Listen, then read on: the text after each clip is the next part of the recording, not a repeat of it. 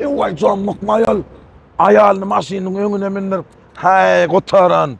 Zılavını allar daptır o. Kakası. Oh, zancağı. Aç bir. Bol. Bak. Önüne min sen ay sultanım. Vah. Minki ayallerle. Minki gelinin sultanı. Önüne mindir ben. Nire mindir. Ah, keyvani. Hakik. Kiç öylelerim yine emsi dukan şu dukandan alıp burada öğlü usturlar. Bilyen kakası o. Sen aytmasan bilyen. Kiç öylelerim alan usturası. Bunu bir alma kakası. Küçük ödel gözüme gelir durur. Olamur gıybatını etmesene kakası. Kıyvat boğmi. Hakikat aydiyasna.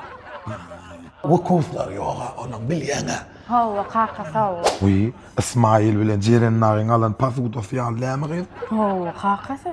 Ah, İsmail zan kösünyen bulatlar yok. Dağım ceren kap yolacakın kakası. Şonay sana Hudaya şükür. Bizine pasuda moş maşinimiz var. İlimiz suva batıram yok. Hem de knopka bitiyara. Seylem keyvan. Dağı neymesin elin. Soğuk atırtıp boğum kakası. Şonu aytsana zanzağadım. Yürü ustura görüllü. Yürü. Keyvan.